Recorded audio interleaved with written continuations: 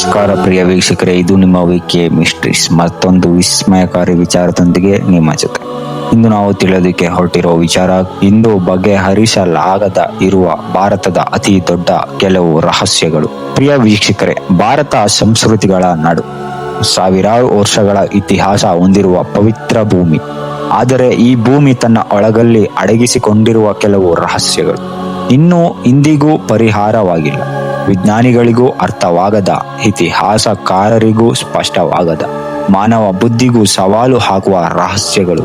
ಇಂದು ನಾವು ಪ್ರವೇಶಿಸೋಣ ಭಾರತದ ಅತಿ ದೊಡ್ಡ, ಅತಿ ಭಯಾನಕ ಹಾಗೂ ಅತಿ ಕುತೂಹಲಕಾರ ರಹಸ್ಯಗಳ ಲೋಕಕ್ಕೆ.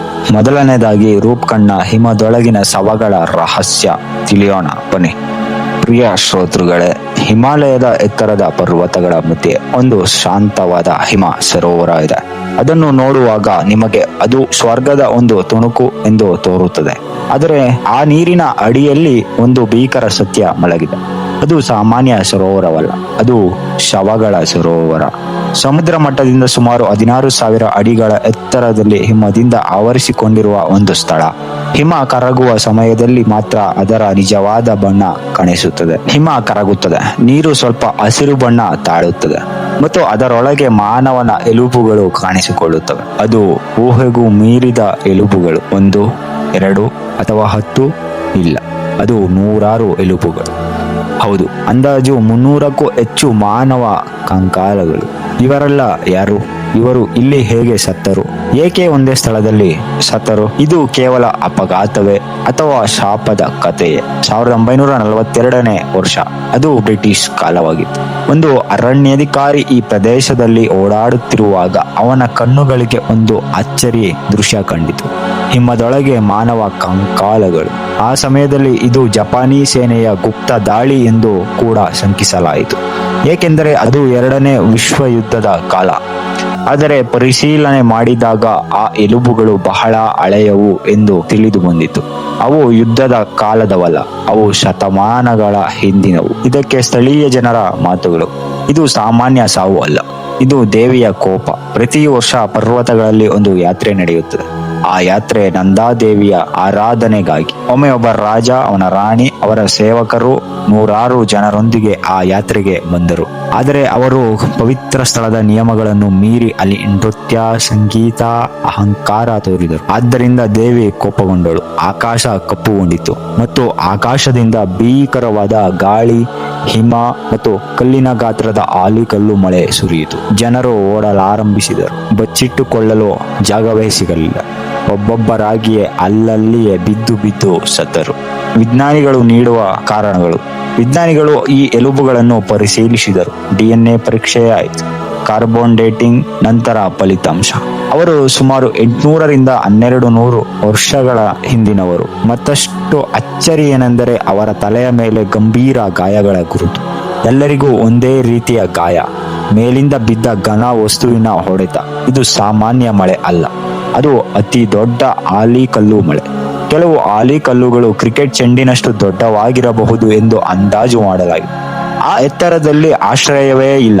ಒಂದು ಕ್ಷಣದಲ್ಲೇ ಜೀವ ಮುಗಿದಿರಬಹುದು. ಇಲ್ಲಿಗೆ ಇದರ ರಹಸ್ಯ ಮುಗಿಯುವುದಿಲ್ಲ. DNA ಪರೀಕ್ಷೆ ಮತ್ತೊಂದು ಸತ್ಯ ಹೇಳಿತು. ಎಲ್ಲರೂ ಒಂದೇ ಗುಂಪಿನವರು ಅಲ್ಲ. ಕೆಲವರು ಸ್ಥಳೀಯ ಭಾರತೀಯರು, ಆದರೆ ಕೆಲವರು ದಕ್ಷಿಣ ಯುರೋಪಿನ ಮೂಲದವರು. ಹೌದು, ಭಾರತದ ಹಿಮಾಲಯದಲ್ಲಿ ಯುರೋಪಿಯನ್ ಮೂಲದ ಜನರ ಕಂಕಾಲಗಳು. ಅವರು ಯಾರು? ಅವರು ಇಲ್ಲಿ ಹೇಗೆ ಬಂದರು? ಅವರು ಯಾವ ಕಾಲದವರು? ಇದು ಇನ್ನು ಸಂಪೂರ್ಣ ಉತ್ತರ ಸಿಗದ ಪ್ರಶ್ನೆ. ಹಿಮಾಲಯ ನಮಗೆ ಸೌಂದರ್ಯ ಕೊಡುತ್ತದೆ, ಆದರೆ ಅದು ಅದರ ಶಕ್ತಿಯನ್ನು ಕೂಡ ತೋರಿಸುತ್ತದೆ. ಮಾನವ ಎಷ್ಟು ಶಕ್ತಿಶಾಲಿ ಇದ್ದರೂ ಪ್ರಕೃತಿಯ ಮುಂದೆ ಅವನು ಅಲ್ಪ. ರೂಪ್ಕಂಡ್ ನಮಗೆ ಹೇಳುವ ಸತ್ಯ, ಅಹಂಕಾರ ಪ್ರಕೃತಿಯ ಮುಂದೆ ನಿಲ್ಲಲಾರದು. ಒಂದು ಕ್ಷಣ ಸಾಕು ಜೀವನ ಬದಲಾಗಲು. ಪ್ರಿಯ ಶ್ರೋತೃಗಳೇ, ಹಿಮದೊಳಗೆ ಮಲಗಿರುವ ಆ ಕಂಕಾಲಗಳು ಇಂದಿಗೂ ಮಾತನಾಡುತ್ತಿವೆ. ಅವು ಕೇಳುತ್ತಿವೆ, ನೀನು ಪ್ರಕೃತಿಯನ್ನು ಗೌರವಿಸುತ್ತೀಯಾ? ನೀನು ಜೀವನದ ಮೌಲ್ಯ ಅರಿತಿದ್ದೀಯಾ ಎಂದು. ರೂಪ್ಕಂಡ್ ಒಂದು ಸ್ಥಳವಲ್ಲ, ಅದು ಒಂದು ಎಚ್ಚರಿಕೆ. ಇನ್ನು 2ನೇದಾಗಿ, ಸಿಂಧೂ ಕಣಿವೆಯ ನಾಗರಿಕತೆ, ಓದಲು ಸಾಧ್ಯವಾಗದ ಲಿಪಿಯ ರಹಸ್ಯ. ಪ್ರಿಯ ಶ್ರೋತೃಗಳೇ, ನಾವು ಇಂದು ಕಾಲವನ್ನು ಹಿಂದಕ್ಕೆ ತಿರುಗಿಸುತ್ತಿದ್ದೇವೆ. ಸುಮಾರು 5,000 ವರ್ಷ ಹಿಂದೆ ಒಂದು ಮಹಾ ನಾಗರಿಕತೆ ಶಬ್ದವಿಲ್ಲದೆ ಅದರ ಗುರುತುಗಳನ್ನು ಬಿಟ್ಟು ಇಂದಿಗೂ ನಮ್ಮನ್ನು ಪ್ರಶ್ನಿಸುತ್ತದೆ. ಅದು ಸಿಂಧೂ ಕಣಿವೆಯ ನಾಗರಿಕತೆ. ಜಗತ್ತು ಇದನ್ನು ಇಂಡಸ್ ವ್ಯಾಲಿ ಸಿವಿಲೈಸೇಷನ್ ಎಂದು ಕರೆಯುತ್ತದೆ. ನದಿಯ ತೀರದಲ್ಲಿ ಹುಟ್ಟಿದ ಮಹಾ ನಾಗರಿಕತೆ. ಈ ನಾಗರಿಕತೆ ಹರಿಯುತ್ತಿದ್ದ ನದಿಗಳ ತೀರದಲ್ಲಿ ಬೆಳೆದಿತ್ತು. ಇಂದು ನಾವು ನೋಡುತ್ತಿರುವ ಪಾಕಿಸ್ತಾನ ಮತ್ತು ಪಶ್ಚಿಮ ಭಾರತದ ಪ್ರದೇಶಗಳಲ್ಲಿ ಅಲ್ಲಿ ಉದಯಿಸಿತು ಒಂದು ಅದ್ಭುತ ನಗರ, ಸಂಸ್ಕೃತಿಯ ನಗರ. ಅದರ ಪ್ರಮುಖ ನಗರಗಳು ಹರಪ್ಪ ಮತ್ತು ಮೊಹೆಂಜೋದಾರೋ. ಇವು ಸಾಮಾನ್ಯ ಹಳ್ಳಿಗಳಲ್ಲ, ಇವು ಯೋಜಿತ ನಗರಗಳು. ಒಂದು ಯೋಜಿತ ನಗರ 5,000 ವರ್ಷಗಳ ಹಿಂದೆ. ವಿಶಾಲ ರಸ್ತೆಗಳು, ಸಮಾಂತರ ಗಲ್ಲಿಗಳು, ಅತ್ಯಾಧುನಿಕ ಒಳಚರಂಡಿಯ ವ್ಯವಸ್ಥೆ, ಪ್ರತಿ ಮನೆಯಲ್ಲೂ ಬಾವಿ, ಪ್ರತಿ ಬೀದಿಯಲ್ಲೂ ನೀರಿನ ಹಾದಿ. ಇಂದಿನ ನಗರಗಳು ಹೀಗಿರಲು ಕಷ್ಟಪಡುತ್ತಿವೆ. ಆದರೆ 5,000 ವರ್ಷಗಳ ಹಿಂದೆ ಅವರು ಇದನ್ನು ಹೇಗೆ ಸಾಧಿಸಿದರು? ಇದು ಕೇವಲ ಆರಂಭ ಮಾತ್ರ. ಮೊಹೆಂಜೋದಾರದಲ್ಲಿ ಕಂಡುಬಂದ ಒಂದು ಮಹತ್ವದ ರಚನೆ ಗ್ರೇಟ್ ಬಾತ್. ವಿಶಾಲ ನೀರಿನ ಕುಂಡ, ಜಲನಿರೋಧಕ ಇಟ್ಟಿಗೆಗಳು, ನಿಖರವಾದ ವಿನ್ಯಾಸ. ಇದು ಸ್ಥಾನಕ್ಕೆ ಮಾತ್ರವೇ ಅಥವಾ ಇದು ಒಂದು ಆಧ್ಯಾತ್ಮಿಕ ಕೇಂದ್ರವೇ? ಅವರು ಯಾವ ದೇವರನ್ನು ಆರಾಧಿಸುತ್ತಿದ್ದರು? ಇಗೋ ಅತ್ಯಂತ ದೊಡ್ಡ ರಹಸ್ಯ. ಅರ್ಥವಾಗದ ಮುದ್ರೆಗಳು, ಮೌನವಾಗಿ ಮಾತನಾಡುವ ಚಿಹ್ನೆಗಳು. ಸಿಂಧೂ ನಾಗರಿಕತೆಯ ಮುದ್ರೆಗಳು, ಸಣ್ಣ ಚಪ್ಪಟೆ ಕಲ್ಲಿನ ಫಲಕಗಳು, ಅವುಗಳ ಮೇಲೆ ವಿಚಿತ್ರ ಚಿಹ್ನೆಗಳು, ಮಾನವರು, ಜಾನುವಾರುಗಳು, ಅಪರಿಚಿತ ಚಿಹ್ನೆಗಳು. ಈ ಲಿಪಿಯನ್ನು ನಾವು ಇಂದಿಗೂ ಓದಲು ಸಾಧ್ಯವಾಗಿಲ್ಲ. ಓದಲು ಸಾಧ್ಯವಾಗದ ಲಿಪಿ. ವಿಶ್ವದ ಅನೇಕ ಪಂಡಿತರು ಈ ಲಿಪಿಯನ್ನು ಓದಲು ಪ್ರಯತ್ನಿಸಿದರು. ಇದು ದ್ರಾವಿಡ ಭಾಷೆಯ ಮೂಲವೇ, ಸಂಸ್ಕೃತದ ಪೂರ್ವ ರೂಪವೇ, ಅಥವಾ ಸಂಪೂರ್ಣವಾಗಿ ಕಳೆದು ಹೋದ ಭಾಷೆಯೇ? ಪ್ರತಿ ಮುದ್ರೆಯಲ್ಲೂ 5 ರಿಂದ 20 ಚಿಹ್ನೆಗಳು, ಆದರೆ ಉದ್ದವಾದ ಪಠ್ಯಗಳು ಇಲ್ಲ. ಇದು ವ್ಯಾಪಾರಕ್ಕಾಗಿ ಬಳಕೆಯಾಗಿತ್ತೆ ಅಥವಾ ಧಾರ್ಮಿಕ ಮಂತ್ರಗಳಾಗಿತ್ತೆ ಎಂದು ಇಂದಿಗೂ ತಿಳಿದಿಲ್ಲ. ಇನ್ನೂ ಉತ್ತರ ಸಿಗದ ಪ್ರಶ್ನೆಗಳು. ಏಕೆ ಈ ನಾಗರಿಕತೆ ಏಕಾಏಕಿ ನಶಿಸಿತು?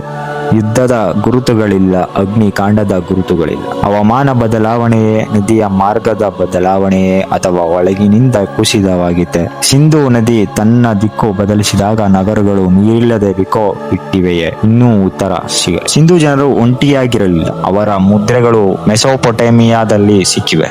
ಅಂದರೆ ಅವರು ವ್ಯಾಪಾರ ಮಾಡುತ್ತಿದ್ದರು, ಸಮುದ್ರ ಮಾರ್ಗ ತಿಳಿದಿದ್ದರು, ನೌಕಾಯಾನೆ ಮಾಡುತ್ತಿದ್ದರು.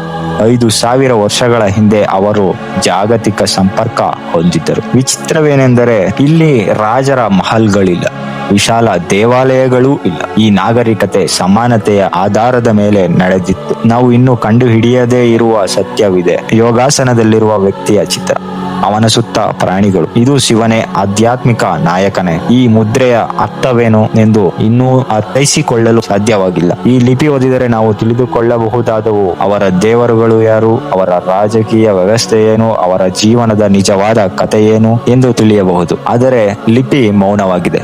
ಪ್ರತಿ ಚಿಹ್ನೆ ಒಂದು ಪ್ರಶ್ನೆ, ಪ್ರತಿ ಮುದ್ರೆ ಒಂದು ರಹಸ್ಯ. ಸುಮಾರು ಕ್ರಿಸ್ತಪೂರ್ವ 1900ರ ವೇಳೆಗೆ ಈ ನಾಗರಿಕ ನಿಧಾನವಾಗಿ ಮಾಯವಾಯಿತು. ಜನರು ಚದುರಿದರು, ನಗರಗಳು ಖಾಲಿಯಾದವು. ಆದರೆ ಅವರು ಸಂಪೂರ್ಣವಾಗಿ ಅಳಿದು ಹೋದರೆ ಅಥವಾ ಸಂಸ್ಕೃತಿ ಇಂದಿನ ಭಾರತೀಯ ಉಪಖಂಡದ ಜೀವನದಲ್ಲಿ ಜೀವಂತವಿದೆ ಇನ್ನೂ ಪ್ರಶ್ನೆಯಾಗಿಯೇ ಉಳಿದಿವೆ.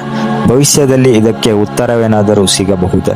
ಇಂದಿನ ತಂತ್ರಜ್ಞಾನ, AI, ಡಿಜಿಟಲ್ ವಿಶ್ಲೇಷಣೆ, ಭಾಷಾ ಮಾದರಿಗಳು, ಒಂದು ದಿನ ಈ ಲಿಪಿಯನ್ನು ನಾವು ಓದಬಹುದು. ಅಂದು 5,000 ವರ್ಷಗಳ ಮೌನ ಒಂದು ಕ್ಷಣದಲ್ಲಿ ಮುರಿಯಬಹುದು. ಪ್ರಿಯ ಶ್ರೋತೃಗಳೇ, ಸಿಂಧೂ ಕಣಿವೆಯ ನಾಗರಿಕತೆ ನಮ್ಮ ಪೂರ್ವಜರ ಮೌನ ಸಂದೇಶ. ಅವರು ಕಲ್ಲಿನಲ್ಲಿ ಬರೆದ ಗುರುತುಗಳು ಇಂದಿಗೂ ನಮ್ಮನ್ನು ಕರೆಯುತ್ತಿವೆ, ನಮ್ಮ ಕತೆ ಓದಿ ಎಂದು.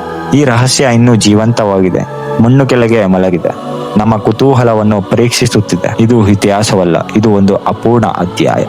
ಒಂದು ದಿನ ಲಿಪಿ ಮಾತನಾಡಬಹುದು. ಆ ದಿನ ಮಾನವ ಇತಿಹಾಸವೇ ಮತ್ತೊಮ್ಮೆ ಬರೆಯಲ್ಪಡುತ್ತದೆ. ಇನ್ನು 3ನೇದಾಗಿ ಜಟಿಂಗ ಹಕ್ಕಿಗಳ ವಿಚಿತ್ರ ಮರಣ. ಪ್ರಿಯ ಶ್ರೋತೃಗಳೇ, ಭಾರತದ ಉತ್ತರ ಪೂರ್ವ ಭಾಗದಲ್ಲಿ ಮಂಜು ಹೊದ್ದುಕೊಂಡ ಪರ್ವತಗಳ ನಡುವೆ ಒಂದು ಚಿಕ್ಕ ಗ್ರಾಮ ಇದೆ. ಆ ಗ್ರಾಮದ ಹೆಸರು ಜಟಿಂಗ. ಇದು ಸಾಮಾನ್ಯ ಗ್ರಾಮವಲ್ಲ, ಇದು ವಿಶ್ವದ ಗಮನ ಸೆಳೆದಿರುವ ರಹಸ್ಯದ ನೆಲೆ. ಪ್ರತಿ ವರ್ಷ ಸೆಪ್ಟೆಂಬರ್ ಮತ್ತು ಅಕ್ಟೋಬರ್ ತಿಂಗಳಲ್ಲಿ ಸಂಜೆ 7 ರಿಂದ 10 ಗಂಟೆಗಳ ನಡುವೆ ಆಕಾಶದಿಂದ ಹಕ್ಕಿಗಳು ಒಂದು ವಿಚಿತ್ರ ರೀತಿಯಲ್ಲಿ ನೆಲಕ್ಕೆ ಬೀಳುತ್ತವೆ.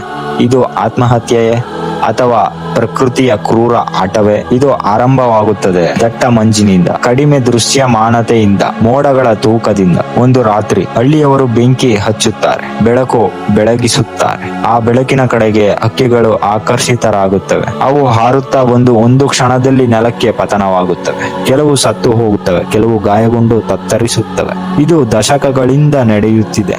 ಈ ಘಟನೆ ಮೊದಲು ದಾಖಲಾಗಿದ್ದು 20ನೇ ಶತಮಾನದ ಆರಂಭದಲ್ಲಿ. ಅದಾದ ನಂತರ ಅನೇಕ ವಿಜ್ಞಾನಿಗಳು, ಪಕ್ಷಿ ಶಾಸ್ತ್ರಜ್ಞರು ಇಲ್ಲಿ ಬಂದಿದ್ದಾರೆ. ಈ ರಹಸ್ಯವನ್ನು ಬಿಚ್ಚಿಡಲು ಪ್ರಯತ್ನಿಸಿದ್ದಾರೆ.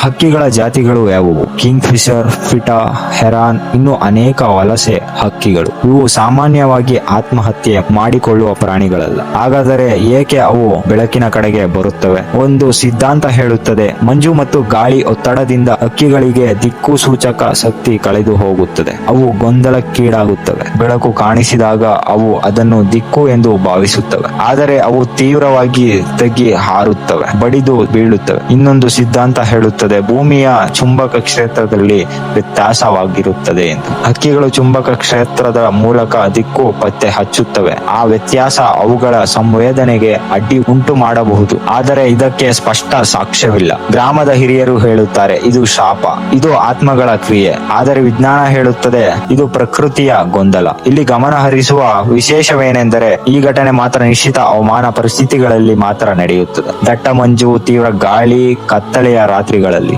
ಹಕ್ಕಿಗಳು ಸಾಮಾನ್ಯವಾಗಿ ಉನ್ನತ ಎತ್ತರದಲ್ಲಿ ಹಾರುತ್ತವೆ, ಆದರೆ ಆ ದಿನ ಅವು 10ರಿಂದ 20 ಮೀಟರ್ ಎತ್ತರದಲ್ಲಿ ಹಾರುತ್ತವೆ. ಇದು ಅಸಾಮಾನ್ಯ. ಇಲ್ಲಿ ಸ್ಥಳೀಯರು ಹಿಂದೆ ಬಿದ್ದ ಹಕ್ಕಿಗಳನ್ನು ಹಿಡಿದು ಆಹಾರವಾಗಿ ಬಳಸುತ್ತಾರೆ. ಆದರೆ ಇಂದು ಸರ್ಕಾರ ಮತ್ತು ಪರಿಸರ ಸಂಘಟನೆಗಳು ಜಾಗೃತಿ ಮೂಡಿಸುತ್ತಿವೆ, ಹಕ್ಕಿಗಳನ್ನು ರಕ್ಷಿಸಲು ಪ್ರಯತ್ನಿಸುತ್ತಿವೆ. ಅಸ್ಸಾಂ ಸರ್ಕಾರ ಈ ಪ್ರದೇಶವನ್ನು ಪರ್ಯಟನಾ ಸ್ಥಳವಾಗಿ ಅಭಿವೃದ್ಧಿಪಡಿಸಿದೆ. ಆದರೆ ಪ್ರಶ್ನೆ ಇನ್ನೂ ಉಳಿದಿದೆ, ಪಕ್ಷಿಗಳು ನಿಜವಾಗಿಯೂ ಆತ್ಮಹತ್ಯೆ ಮಾಡುತ್ತಿವೆಯಾ, ಅಥವಾ ಮಾನವ ನಿರ್ಮಿತ ಬೆಳಕು ಅವುಗಳನ್ನು ಮೋಸಗೊಳಿಸುತ್ತಿದೆಯಾ? ಇದು ಆತ್ಮಹತ್ಯೆ ಅಲ್ಲ, ಇದು ದಿಕ್ಕು ತಪ್ಪಿದ ಹಾರಾಟ. ಹಕ್ಕಿಗಳು ಗೊಂದಲದಲ್ಲಿ ಬೆಳಕಿನ ಕಡೆಗೆ ಬರುತ್ತವೆ. ಅವು ದಣಿದಿರುತ್ತವೆ. ಮಳೆಗಾಲದ ಗಾಳಿ ಅವುಗಳನ್ನು ತಳ್ಳುತ್ತದೆ. ಅವು ನೆಲಕ್ಕೆ ಬಡಿದು ಬೀಳುತ್ತವೆ. ಇದು ರಹಸ್ಯದಂತೆ ಕಾಣುತ್ತದೆ, ಆದರೆ ಪ್ರಕೃತಿ ತನ್ನ ನಿಯಮಗಳಲ್ಲಿ ಸೂಕ್ಷ್ಮವಾಗಿ ಕೆಲಸ ಮಾಡುತ್ತಿದೆ. ಇಲ್ಲಿ ನಡೆದ ಅಧ್ಯಯನಗಳು ಸೂಚಿಸುತ್ತವೆ, ಹಕ್ಕಿಗಳು ಸಾಮಾನ್ಯವಾಗಿ ವಲಸೆ ಸಮಯದಲ್ಲಿ ಶಾರೀರಿಕವಾಗಿ ದುರ್ಬಲವಾಗಿರುತ್ತವೆ. ಕಡಿಮೆ ದೃಶ್ಯಮಾನತೆ ಅವುಗಳು ಸಂವೇದನೆಗೆ ಹೊಡೆತ ಕೊಡುತ್ತದೆ. ಅವುಗಳಲ್ಲಿ ದಾರಿ ತೋರಿಸುವ ಬದಲು ಮರಣದ ಬಲೆಯಾಗಿ ಪರಿಣಮಿಸುತ್ತವೆ. ಇದು ನಮಗೆ ಏನು ಕಲಿಸುತ್ತದೆ? ಮಾನವನು ಸಣ್ಣ ಕ್ರಿಯೆಯು ಪ್ರಕೃತಿಗೆ ದೊಡ್ಡ ಪರಿಣಾಮ ಬೀರುತ್ತದೆ. ಒಂದು ದೀಪ, ಒಂದು ಬೆಂಕಿ, ಒಂದು ಬೆಳಕು, ಅದು ಸಾಕು ಪ್ರಕೃತಿಯ ದಿಕ್ಕು ಬದಲಿಸಲು. ಜಟಿಂಗಾ ಇಂದಿಗೂ ರಹಸ್ಯದ ವಲಯದಲ್ಲಿದೆ.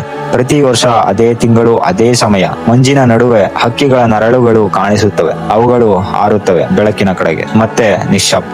ಇದು ಪ್ರಕೃತಿಯ ಸಂದೇಶವೇ ಅಥವಾ ಮಾನವನ ಎಚ್ಚರಿಕೆಯ ಗಂಟೆಯೇ? ಪ್ರಿಯ ಶ್ರೋತೃಗಳೇ, ಜಟಿಂಗಾ ನಮಗೆ ಹೇಳುವುದು ಒಂದೇ ಮಾತು: ಪ್ರಕೃತಿಯ ಜೊತೆ ಆಟವಾಡಬೇಡಿ, ಅದರ ನಿಯಮಗಳನ್ನು ಅರಿತುಕೊಳ್ಳಿ, ಅದನ್ನು ಕಾಪಾಡಿ. ಇಲ್ಲವಾದರೆ ನಾವು ಕಾಣುವ ರಹಸ್ಯಗಳು ನಮ್ಮದೇ ಕೃತಿ ಪ್ರತಿಬಿಂಬವಾಗಿರಬಹುದು. ಮಂಜು ಇಳಿಯುತ್ತದೆ, ಬೆಳಕು ಕಮ್ಮಿಯಾಗುತ್ತದೆ, ಆಕಾಶ ಮತ್ತೆ ಶಾಂತವಾಗುತ್ತದೆ, ಆದರೆ ಪ್ರಶ್ನೆ ಇನ್ನೂ ಗಾಳಿಯಲ್ಲಿ ತೇಲುತ್ತಲೇ ಇದೆ. ಜಟಿಂಗಾ, ನೀನು ನಿಜವಾಗಿಯೂ ರಹಸ್ಯವೇ ಅಥವಾ ನಮ್ಮ ಅಜ್ಞಾನವೇ? ಇನ್ನು 4ನೆಯದು, ಕೊಡಿನಿ, ಜೋಡಿ ಮಕ್ಕಳ ಅದ್ಭುತ ರಹಸ್ಯ. ಪ್ರಿಯ ಶ್ರೋತೃಗಳೇ, ನೀವು ಒಮ್ಮೆ ಕಲ್ಪನೆ ಮಾಡಿ ನೋಡಿ, ಒಂದು ಸಣ್ಣ ಹಳ್ಳಿ, ಹಸಿರು ಹೊಲಗಳು, ಶಾಂತವಾದ ರಸ್ತೆ, ಸರಳ ಜೀವನ. ಆದರೆ ಆ ಹಳ್ಳಿಯೊಳಗೆ ಅಡಗಿದ ಒಂದು ಜಗತ್ತಿಗೆ ಆಶ್ಚರ್ಯ ಹುಟ್ಟಿಸಿದ ರಹಸ್ಯ. ಆ ಹಳ್ಳಿಯ ಹೆಸರು ಕೊಡಿನಿ. ಸಾಮಾನ್ಯ ಹಳ್ಳಿ, ಅಸಾಮಾನ್ಯ ಸತ್ಯ. ಭಾರತದ ದಕ್ಷಿಣ ಭಾಗದಲ್ಲಿ ಕೇರಳ ರಾಜ್ಯದ ಕೊಡಿನಿ ಎಂಬ ಗ್ರಾಮ. ಹೊರಗಿನಿಂದ ನೋಡಿದರೆ ಇದು ಸಾಮಾನ್ಯ ಹಳ್ಳಿ. ಮಸೀದಿಗಳು, ಮನೆಗಳು, ಮಕ್ಕಳ ಆಟದ ಧ್ವನಿ, ಶಾಂತವಾದ ವಾತಾವರಣ. ಆದರೆ ಇಲ್ಲಿ ಒಂದು ವಿಚಿತ್ರ ಸಂಗತಿ ಇದೆ. ಇಲ್ಲಿ ಜನಿಸಿದ ಮಕ್ಕಳಲ್ಲಿ ಅಸಾಧಾರಣ ಪ್ರಮಾಣದಲ್ಲಿ ಜೋಡಿ ಮಕ್ಕಳು. ಹೌದು, ಸಾಮಾನ್ಯವಾಗಿ ಜಗತ್ತಿನಲ್ಲಿ ಸಾವಿರಾರು ಜನನಗಳು ಸುಮಾರು 10ರಿಂದ 15 ಜೋಡಿ ಮಕ್ಕಳು ಕಾಣಿಸಿಕೊಳ್ಳುತ್ತಾರೆ. ಆದರೆ ಕೊಡಿನಿಯಲ್ಲಿ ಇದು ಆ ಸಂಖ್ಯೆಯನ್ನು ಮೀರಿಸುತ್ತದೆ. ಒಂದು ಹಳ್ಳಿಯಲ್ಲಿ 100 ಜೋಡಿ ಮಕ್ಕಳು. ಇದು ಹೇಗೆ ಸಾಧ್ಯ? ಕೊಡಿನಿಯನ್ನು ಕೆಲವರು ಟ್ವಿನ್ ವಿಲೇಜ್ ಎಂದು ಕರೆಯುತ್ತಾರೆ. ಒಂದೇ ತರಗತಿಯಲ್ಲಿ ಒಂದೇ ಹೆಸರಿನಂತೆ ಕಾಣುವ 2 ಮುಖಗಳು, ಒಂದೇ ತರಹದ ನಗು, ಒಂದೇ ತರಹದ ನಡೆ. ಶಿಕ್ಷಕರಿಗೂ ಗೊಂದಲವಾಗುತ್ತದೆ. ಒಂದು ಮನೆಗೆ ಹೋದರೆ ಜೋಡಿ ಮಕ್ಕಳು, ಪಕ್ಕದ ಮನೆಗೆ ಹೋದರೆ ಮತ್ತೆ ಜೋಡಿ ಮಕ್ಕಳು. ಇದು ಕೇವಲ 2-3 ಪ್ರಕರಣಗಳಲ್ಲ, 100 ಪ್ರಕರಣಗಳು. ಕೆಲವು ಕುಟುಂಬಗಳಲ್ಲಿ ಮತ್ತೆ ಮತ್ತೆ ಜೋಡಿ ಮಕ್ಕಳ ಜನನ. ಇದು ಆಕಸ್ಮಿಕವೇ ಅಥವಾ ಪ್ರಕೃತಿಯ ಒಂದು ನಿಗೂಢ ಸಂದೇಶವೇ? ಇನ್ನು ಈ ಸುದ್ದಿ ಹರಡುತ್ತಿದ್ದಂತೆ ವಿಜ್ಞಾನಿಗಳು, ಸಂಶೋಧಕರು ಕೊಡಿನಿಯತ್ತ ಗಮನ ಹರಿಸಿದರು. ಭಾರತ ಮಾತ್ರವಲ್ಲ, ವಿದೇಶಗಳಲ್ಲಿಯೂ ಈ ಹಳ್ಳಿ ಚರ್ಚೆಗೆ ಕಾರಣವಾಯಿತು. ಇದು ಜನನ ತತ್ವಶಾಸ್ತ್ರಕ್ಕೆ ಒಂದು ಸವಾಲು. ಕೆಲವರು ಹೇಳಿದರು ಇದು ಜನ್ಯ ಕಾರಣವಾಗಿರಬಹುದು ಎಂದು. ಇನ್ನು ಕೆಲವರು ಇಲ್ಲಿ ನೀರಿನಲ್ಲಿ ಏನಾದರೂ ಖನಿಜ ಅಂಶ ಇದೆ. ಮತ್ತೊಬ್ಬರು ಇದು ವಂಶ ಪಾರಂಪರ್ಯ ಪ್ರಭಾವವೇ. ಆದರೆ ನಿಖರ ಉತ್ತರ ಇನ್ನೂ ಸ್ಪಷ್ಟವಾಗಿಲ್ಲ. ರಹಸ್ಯ ಇನ್ನೂ ಜೀವಂತವಾಗಿಯೇ ಇದೆ. ಕೊಡನಿ ಸಮುದ್ರಕ್ಕೆ ಹತ್ತಿರದಲ್ಲಿದೆ. ಅಲ್ಲಿಯ ಆಹಾರ ಪದ್ಧತಿ ವಿಭಿನ್ನವಾಗಿದೆ. ಮೀನು, ತೆಂಗು, ಸ್ಥಳೀಯ ಆಹಾರ ಪದಾರ್ಥಗಳು. ಕೆಲವರು ಊಹಿಸಿದರು ಆಹಾರದಲ್ಲಿ ಇರುವ ಕೆಲವು ಅಂಶಗಳು ಜೋಡಿ ಗರ್ಭಧಾರಣೆಗೆ ಕಾರಣವಾಗಬಹುದೇ ಎಂದು. ಆದರೆ ಅದರ ಪಕ್ಕದ ಹಳ್ಳಿಗಳಲ್ಲೇ ಏಕೆ ಇದೇ ಪ್ರಮಾಣದಲ್ಲಿ ಜೋಡಿ ಮಕ್ಕಳು ಇಲ್ಲ? ಇದಕ್ಕೆ ಇನ್ನೂ ಸ್ಪಷ್ಟ ಸಾಬೀತು ಇಲ್ಲ. ವೈದ್ಯರು ಮತ್ತು ವಿಜ್ಞಾನಿಗಳು ಒಂದೇ ಸಾಧ್ಯತೆಯನ್ನು ಹೆಚ್ಚು ಗಮನಿಸುತ್ತಾರೆ: ಜನ್ಯತಂತ್ರ. ಮುಂದಿನ ಪೀಳಿಗೆಯಲ್ಲೂ ಜೋಡಿ ಜನರ ಸಾಧ್ಯತೆ ಹೆಚ್ಚಾಗಬಹುದು. ಕೊಡನಿಯಲ್ಲಿ ಹಲವು ಪೀಳಿಗೆಗಳಿಂದ ಜೋಡಿ ಮಕ್ಕಳು ಕಂಡು ಬರುತ್ತಿರುವುದು ಗಮನಾರ್ಹ. ಆದರೆ ಇದು ಸಂಪೂರ್ಣ ಉತ್ತರವೇ ಅಥವಾ ಕಥೆಯ ಒಂದು ಭಾಗ ಮಾತ್ರವೇ? ಒಬ್ಬ ತಾಯಿ ಹೇಳುತ್ತಾಳೆ, ನನ್ನ ಕುಟುಂಬದಲ್ಲಿ ಈಗಾಗಲೇ ಜೋಡಿ ಮಕ್ಕಳು ಇದ್ದರು. ಆದರೆ ನಾನು ಕೂಡ ಜೋಡಿ ಮಕ್ಕಳಿಗೆ ತಾಯಿ ಆಗುತ್ತೇನೆ ಎಂದು ನಿರೀಕ್ಷಿಸಲಿರಲಿಲ್ಲ. ಒಬ್ಬ ತಂದೆ ನಗುತ್ತಾರೆ, ಮೊದಲಿಗೆ ನಾವು ಬೆಚ್ಚಿಟ್ಟಿದ್ದೆವು, ಆದರೆ ಈಗ ಇದು ನಮ್ಮ ಹೆಮ್ಮೆ.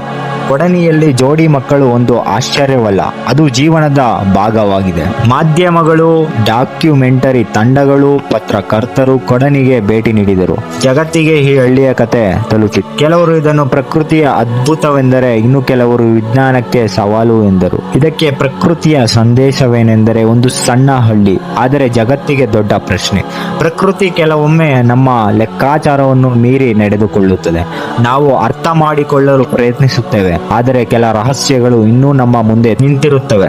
ಕೊಡನಿ ನಮಗೆ ಹೇಳುತ್ತದೆ, ಪ್ರಪಂಚದಲ್ಲಿ ಇನ್ನೂ ಅನ್ವೇಷಿಸಬೇಕಾದ ಅದ್ಭುತಗಳು ಸಾಕಷ್ಟಿವೆ. ಪ್ರಿಯ ಶ್ರೋತೃಗಳೇ, ಒಂದು ಸಾಮಾನ್ಯ ಹಳ್ಳಿಯೊಳಗೆ ಅಡಗಿದ ಅಸಾಮಾನ್ಯ ಕತೆ, ಜೋಡಿ ಮಕ್ಕಳ ಅದ್ಭುತ, ವಿಜ್ಞಾನಕ್ಕೂ ಸವಾಲು, ಪ್ರಕೃತಿಯ ರಹಸ್ಯ. ಇದು ಕೊಡನಿ. ನೀವು ಏನು ಭಾವಿಸುತ್ತೀರಾ? ಇದು ಜನ್ಯತಂತ್ರದ ಪರಿಣಾಮವೇ ಅಥವಾ ಪ್ರಕೃತಿಯ ಒಂದು ಅದ್ಭುತ ಆಟವೇ? ಕಮೆಂಟ್ನಲ್ಲಿ ನಿಮ್ಮ ಅಭಿಪ್ರಾಯ ತಿಳಿಸಿ. ನಮ್ಮ ಭಾರತ ರಹಸ್ಯಗಳ ನಾಡು. ಇದು ಕೇವಲ 4 ರಹಸ್ಯ. ಇನ್ನೂ ಅನೇಕ ರಹಸ್ಯಗಳು ಇವೆ. ನಮ್ಮ ಭೂಮಿ, ನಮ್ಮ ಇತಿಹಾಸ, ನಮ್ಮ ಸಂಸ್ಕೃತಿ ಇನ್ನೂ ಅನೇಕ ಉತ್ತರಗಳಿಗಾಗಿ ಕಾಯುತ್ತಿದೆ. ಪ್ರಶ್ನೆ ಏನು ಗೊತ್ತೇ? ನಾವು ಸತ್ಯ ಹುಡುಕುವವರ ಅಥವಾ ರಹಸ್ಯಗಳನ್ನು ನೋಡಿ ಭಯಪಡುವವರ? ಒಂದು ದಿನ ಈ ರಹಸ್ಯಗಳು ಬಯಲಾಗಬಹುದು ಅಥವಾ ಶಾಶ್ವತವಾಗಿ ಮೌನದಲ್ಲಿಯೇ ಉಳಿಯಬಹುದು. ಮುಂದಿನ ವಿಡಿಯೋದಲ್ಲಿ ಇನ್ನೂ ಗಂಭೀರ ರಹಸ್ಯದ ಜೊತೆ ಭೇಟಿಯಾಗೋಣ. ಅಲ್ಲಿಯವರೆಗೂ ಶುಭವಾಗಲಿ.